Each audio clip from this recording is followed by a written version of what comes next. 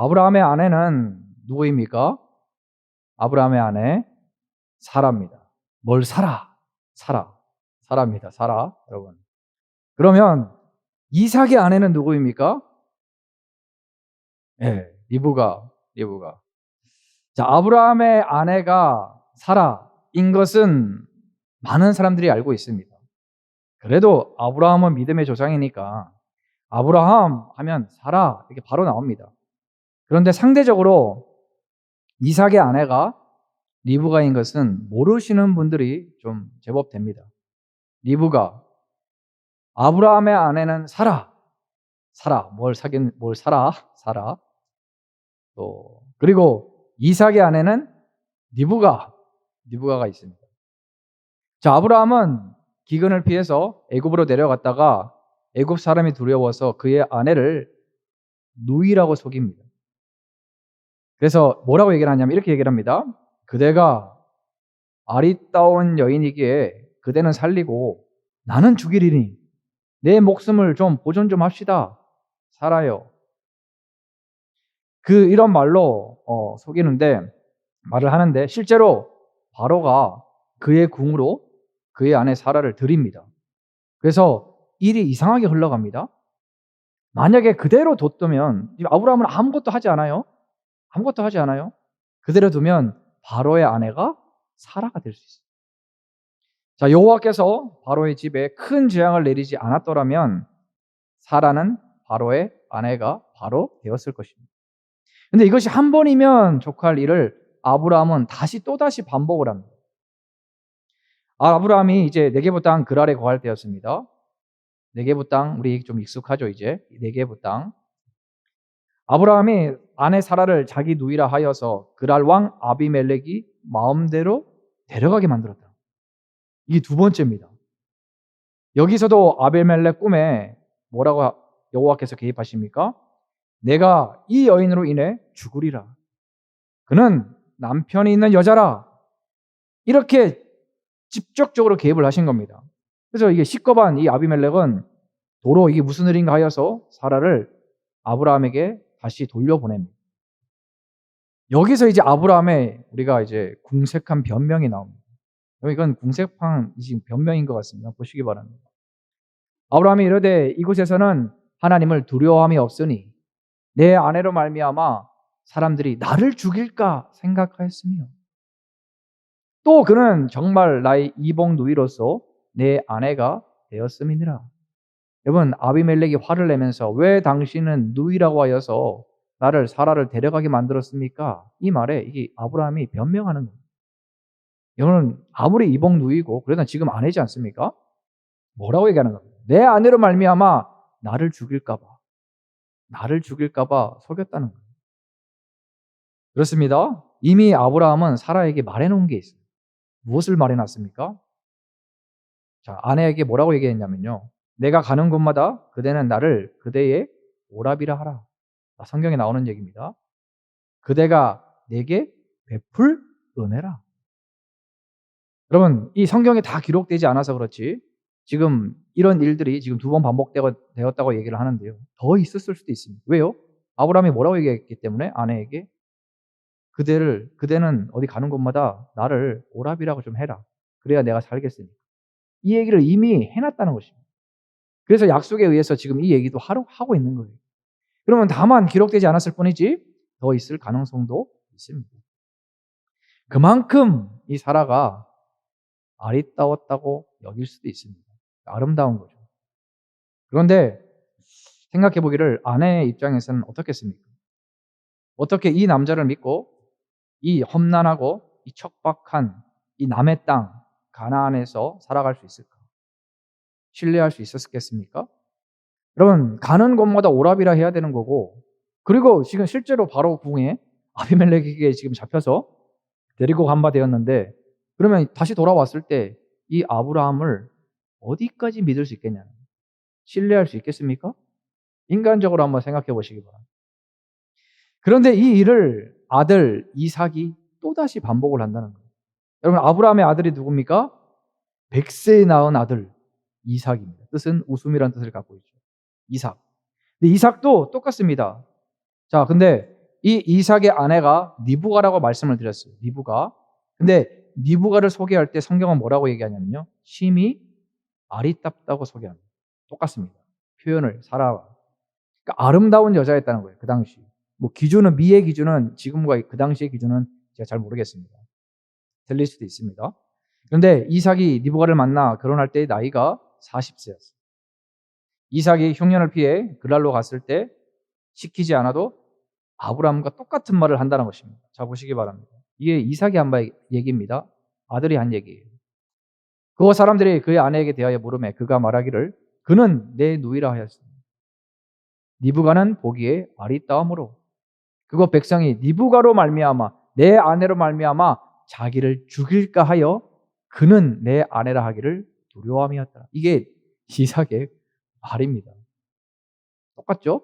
자기를 죽일까 하여. 여러분 어떤 생각이 드십니까? 리브가가 얼마나 이삭을 신뢰할 수 있었을까? 궁금하지 않습니까?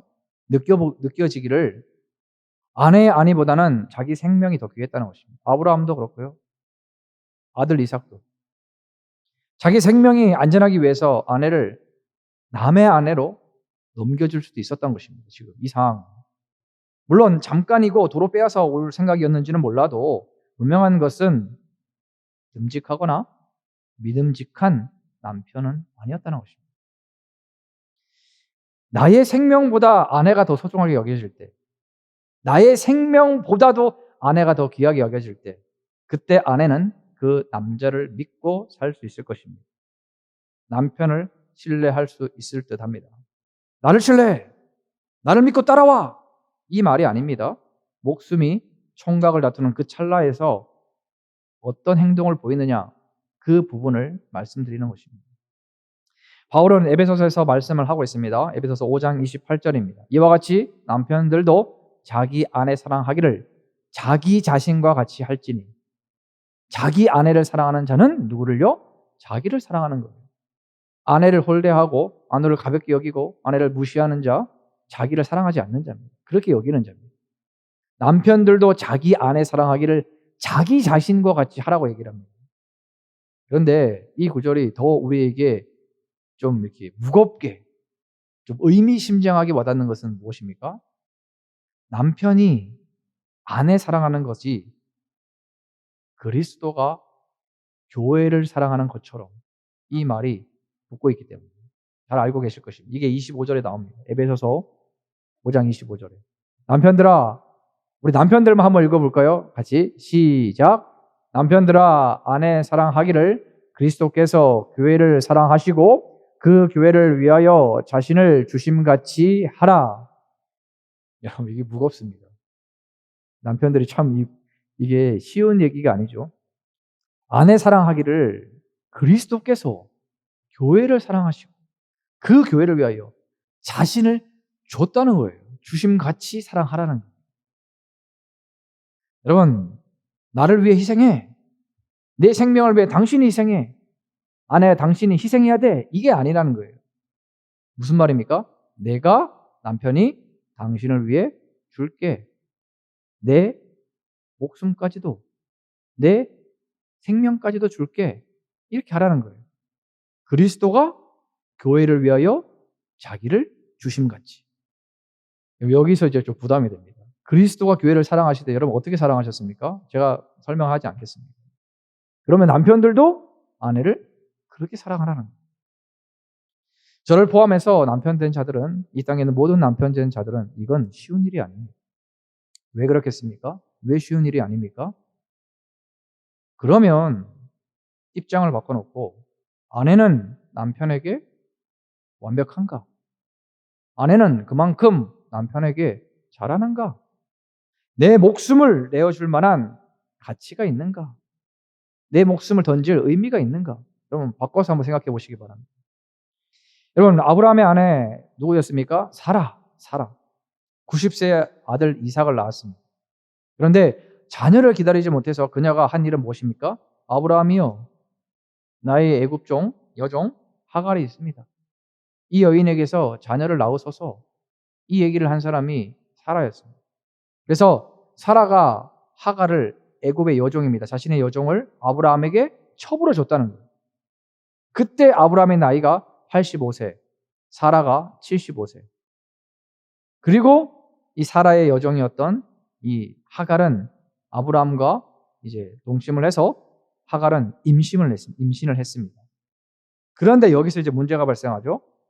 하갈이 임신하고 나서 여주인 사라를 멸시했다는 거예요. 여러분, 사라의 입장에서는 얼마나 가슴이 탔겠습니까? 여러분, 사라의 말을 한번 들어보시기 바랍니다. 이렇게 얘기를 합니다. 사라가 아브라함에게 이르되 내가 받는 모욕은 당신이 받아야 올 터다. 당신이 지금 이 모욕을 받아야 한다. 이 얘기를 하는 거예요. 남편에게 막 쏘아붙이는 겁니다. 내가 나의 여종을 당신의 품에 두었는데 그가 자기의 임신함을 알고 나를 멸시한다. 나를 멸시한다. 지금 이 얘기를 하고 있습니다. 여러분, 그러나 한번 생각해 보시기 바랍니다. 첩으로 줄 때는 언제고 누가 첩으로 줬습니까? 사라가 준 거예요. 근데 사라는 하갈을 학대하기 시작합니다. 견디다 못한 하갈이 오죽했으면 도망을 쳤겠습니다. 임신한 채로 하갈이 도망을 쳐요, 여종. 왜요? 사라가 하도 못 살게 구니까. 사라가 줘놓고는 임신하니까 자기 무시했다고 그냥 그걸 깡그리 다 무시하고 학대하기 시작합니다. 그래서 하갈은 하나님의 은혜로 결국 아들 이스마엘을 낳게 됩니다. 아람 민족의 조상이라고 제가 예전에 한번 말씀을 드렸습니다. 아람 민족의 조상으로 일컬어지는 이 이스마엘을 낳았는데 지금도 중동의 종교적 분쟁의 요인이 되고 있죠. 현재도 이스라엘과 앙숙 관계로 지금도 서로 죽고 죽이는 관계로 지금 맺어져 있습니다. 여러분, 그러면 사라는 그렇다 치고 그러면 이삭의 아내 누굽니까? 이삭의 아내 리브가. 그녀는 그럼 어떻습니까? 이삭의 나이가 들어서 눈이 어두워 잘 보지 못할 때가 있었어요. 맏아들 이제 당연히 장자였죠. 에서를 축복하려고 합니다. 이게 원래 순서대로 맞습니다. 리브가는 쌍둥이 중에 둘째 야곱을 더 사랑했다고 성경에 기록되어 있습니다. 그랬더니 그녀가 한 일은 무엇입니까? 첫째 아들 에서가 사냥하러 나간 사이에 리브가는 자신의 계획을 이 둘째 아들 야곱에게 들려주고 있어요. 내가 이삭의 말을 들었다. 너희 아빠 이삭의 말을 들었어. 이제는 안 되겠어. 너는 내가 시키는 대로만 해. 너는 둘째지만 아버지 축복을 좀 받게 해주겠다. 이게 리브가의 계략이었습니다. 그러나 야곱이 뭐라고 합니까? 형은 털이 많은 사람이에요, 어머니. 나는 매끈한 사람이에요. 다 들통날 겁니다. 내 아버지 눈에 속이는 자로 보일 텐데 이러다 복은 고사하고 저주를 받아 다 내가 망하겠습니다. 여러분, 속이는 자 야곱이 이런 말로 오히려 의문을 제시하는 것입니다. 리브가는 뭐라고 얘기를 합니까? 자신의 말만 따르라고 얘기를 합니다. 이삭이 즐겨 먹는 별미를 만들고 염소 새끼의 가죽을 야곱의 매끈매끈한 손과 목에다가 발라가지고 입혀가지고 남편 이삭을 속입니다. 여러분, 야곱이 벌인 일입니까? 엄밀히 따지면 리브가가 남편 이삭을 속인 일입니다. 이런 일로 인해서 형 에서가 동생 야곱을 죽이려고 합니다. 그러니까 리브가는 또 어떻게 됩니까? 야곱을 바단 아람에 있는 자기의 이제 야곱의 외삼촌인 라반에게로 피신시키죠. 정처 없이 떠나는 야곱이 되는 것입니다. 이 모든 일의 근원은 누구였습니까? 물론 야곱의 어떤 모습은 성경에 기록되지 않지만 주도한 사람은 리브가였다는 거예요. 여러분, 야곱이 축복을 받는 과정에서 리브가의 속이는 계략이 있었어요. 흔히 우리는 야곱을 좀 얄미운 자, 속이는 자, 장자 것도 뺏고 형한테 약간 이런 이미지로 갖고 있습니다. 그러나 이런 야곱과 어머니 리브가가 서로 쿵짝이 잘 맞았다는 거죠. 그럼 야곱은 누구에게서 영향을 받았겠습니까? 리브가의 오빠가 누구라고 했습니까? 리브가의 오빠가 라반이라고 했어요. 라반은 누구입니까? 속이는 자라고 일컬어지는 야곱 위에 날아다니는 자, 더 속이는 자를 더 속일 수 있는 자, 이 사람이 누구였어요? 라반이에요. 근데 그것이 리브가의 오빠였다는 거예요. 오빠와 리브가. 여러분, 어떤 생각이 드십니까?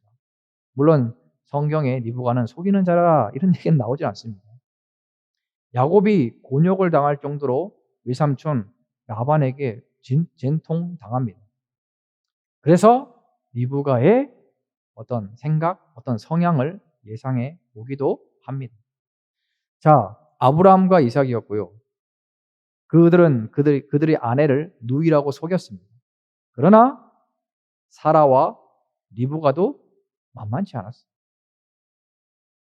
별로 이 본이 될 만한 사람들이 아니었다는 것입니다.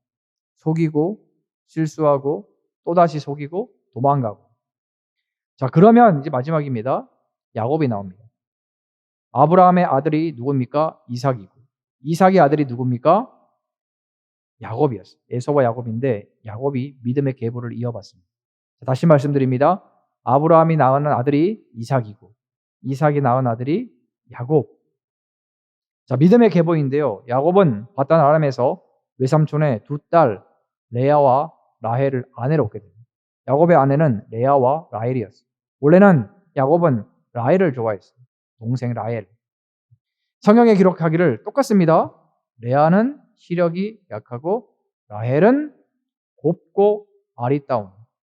라헬도 아리따웠어요. 사라도 그렇고 리브가도 그렇고 라헬도. 야곱은 라헬을 좋아했어요. 그런데 야곱은 라헬하고만 결혼할 생각이었어요. 레아는 안중에도 없었어요. 라헬을 위하여 외삼촌 집에서 7년을 마치 며칠같이 여길 정도로 열심히 일을 했어요. 그러나 외삼촌 라반이 누굽니까? 야곱을 속입니다. 레아를 먼저 줍니다. 언니를 레아를 먼저 주고 하는 말이 이렇게 얘기를 합니다.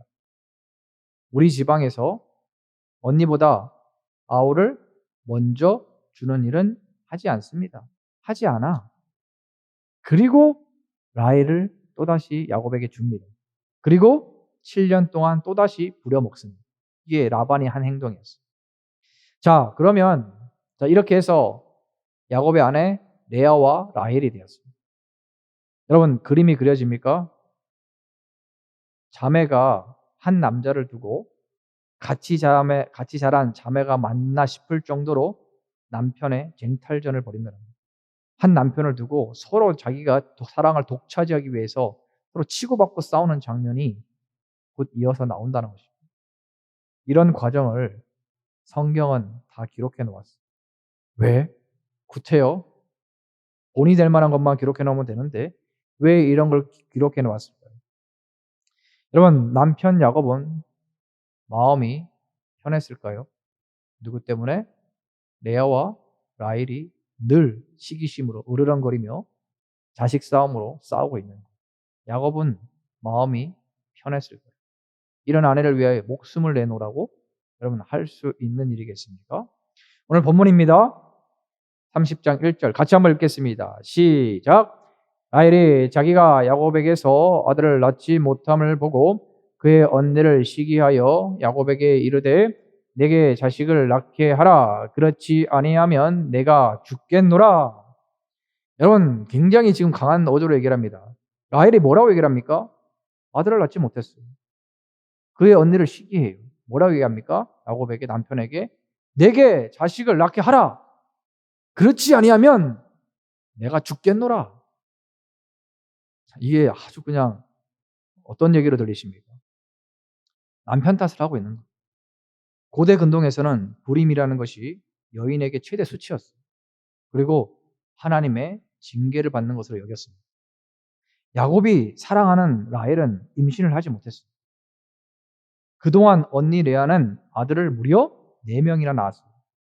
그래서 라헬의 이 질투심으로 시기심으로 인해서 지금 야곱과 라헬 사이에 부부싸움이 일어난 거예요. 지금 이 장면은 부부싸움입니다.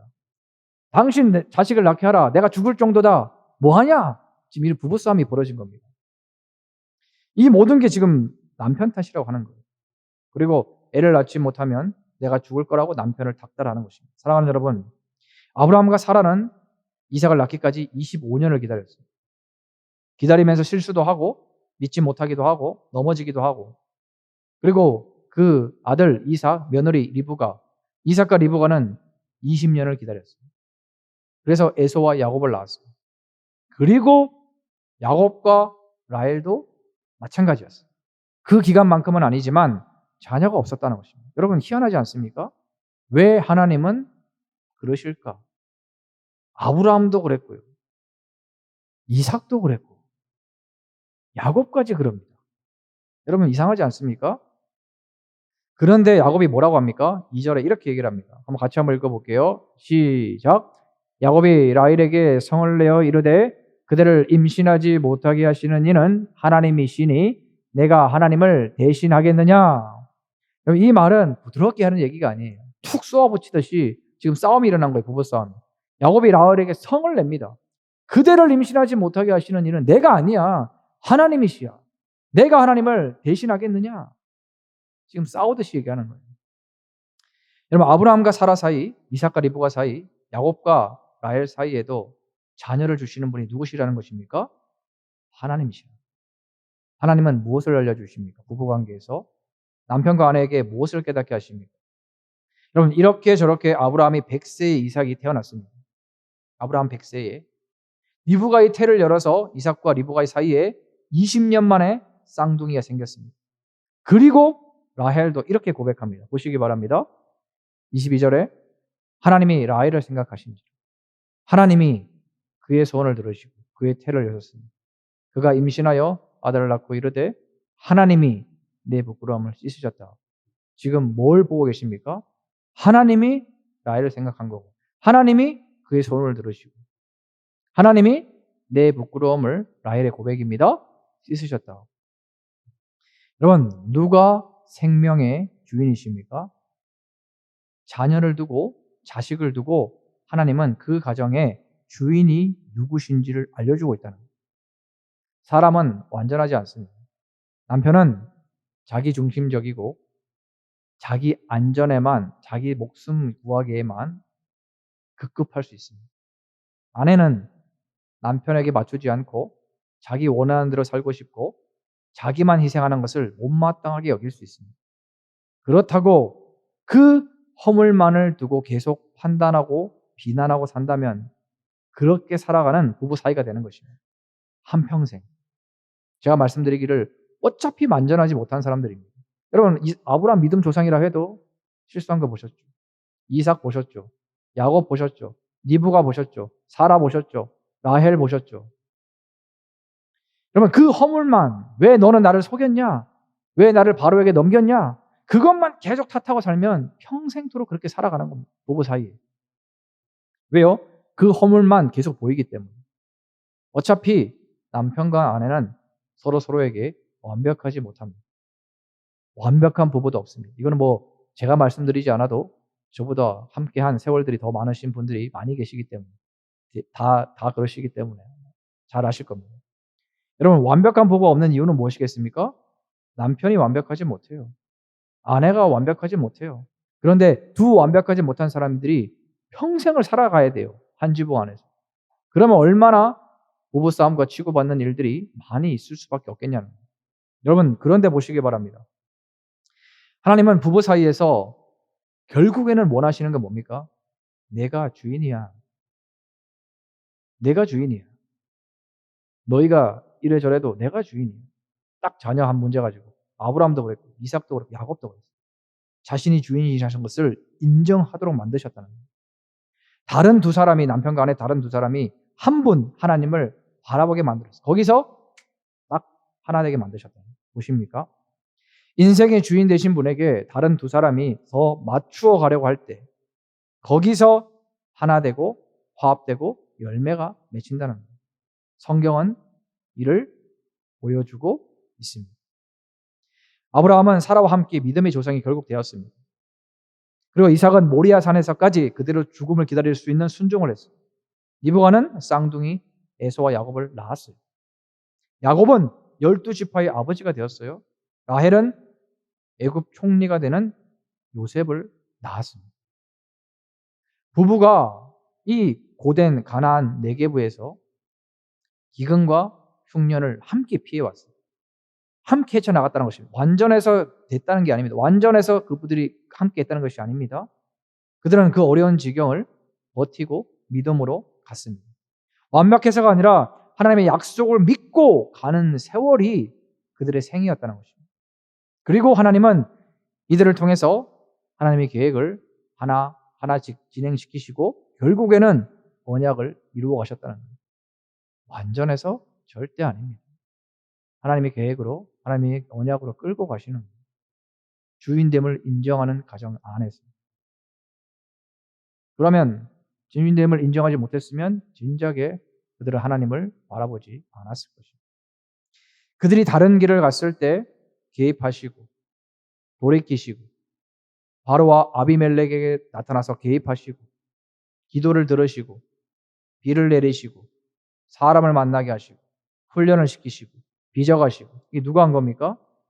주인 대신 그 가정의 주인 대신 하나님. 한 가정으로 모인 남편과 아내 두 사람을 그렇게 만드셨다. 누가 남편과 아내로 만나게 해주셨습니까?